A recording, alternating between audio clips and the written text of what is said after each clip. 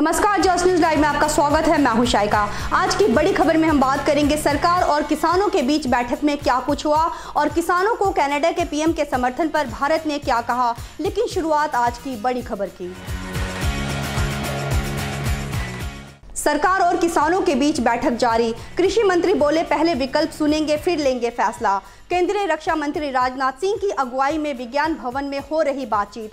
करीब 35 किसान संगठन इस बैठक में शामिल हैं। किसानों के प्रदर्शन में शामिल होने सिंधु बॉर्डर पहुंची शाहीन बाग वाली बिल्किस दादी को पुलिस ने हिरासत में लिया। बिल्किस दादी ने कहा, हम उनकी बेटियां हैं, हम अपनी आवाज उठाएंगे, सरकार को हमारी बात सुननी चाहिए। किसानों के समर्थन में एमएलए सोमवीर सांगवान ने खट्टर सरकार से समर्थन वापस लिया। हरियाणा पशुधन विकास बोर्ड के चेयरमैन पद से दिया इस्तीफा। किसान आंदोलन में शामिल होने के लिए खाप के हजारों लोगों के साथ दिल्ली कूच करने का ऐलान किया। भारत में आंदोलन कर रहे किसानों के समर्थन में खुलकर उतरे ब्रिटेन और कनाडा के सांसद। कनाडा के प्रधानमंत्री जस्टिन ट्रूडो ने भी जताया समर्थन। कहा, कनाडा हमेशा शांतिपूर्ण प्रदर्शनों के अधिकार का बचाव करेगा। कनाडाई नेताओं की टिप्पणी पर भारतीय विदेश मंत्रालय का जवाब। कहा, आंतरिक मामलों में न दे दखल। ममता बनर्जी ने बीजेपी के खिलाफ भरी हुंकार। कहा, गुजरात या यूपी नहीं है बंगाल, बंगाल बंगाल है। बाहर के कुछ गुंडे यहां देने लगे दस्तक। आप संघीय ढांचे को जमींदोज नहीं कर सकते। ममता का पीएम मोदी पर भी पलटवार। कहा, केंद्रीय एजेंसियों के जरिए हमारी सरकार को डिस्टर्ब करने की हो रही है कोशिश।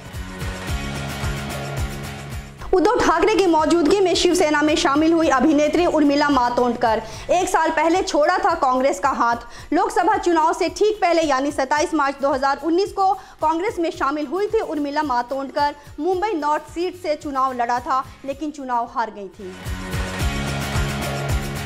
सुशील मोदी बुधवार दोपहर 12:30 बजे राज्यसभा उपचुनाव के लिए दाखिल करेंगे नामांकन। सीएम नीतीश कुमार भी रहेंगे मौजूद। रामविलास पासवान के निधन के बाद खाली हुई है सीट। जेएनयू के पूर्व छात्रा नेता शैला रशीद के पिता अब्दुल रशीद शोरा ने जम्मू कश्मीर के डीजीपी को चिट्ठी लिखकर अपनी बेटी पर एंटी नेशनल होने के गंभीर आरोप लगाए। कहा, देश तोड़ना चाहती है उनकी बेटी, अपनी जान को भी खतरा बताया। शैला रशीद ने पिता के आरोपों पर पलटवार किया। पिता को बताया अत्याचारी, घरेलू हिंसा का भी लगाया आरोप। देश में बन रही कोरोना वैक्सीन कोवैक्सीन का ट्रायल 3rd फेज में पहुंचा। कोवैक्सीन के तीसरे चरण में पहला शॉट लेने वाली एम्स की डॉक्टर ने कहा, 1 हफ्ते पहले शॉट लेने के बाद कोई साइड इफेक्ट नहीं दिखा। तमिलनाडु केरल में फिर चक्रवाती तूफान का खतरा, अलर्ट जारी। दक्षिण पूर्व बंगाल की खाड़ी के ऊपर बना दबाव का क्षेत्र अगले 24 घंटों में चक्रवाती तूफान में हो सकता है तब्दील। मौसम विभाग ने 2-3 दिसंबर को दक्षिणी तमिलनाडु और दक्षिणी केरल में भारी बारिश का जताया अनुमान।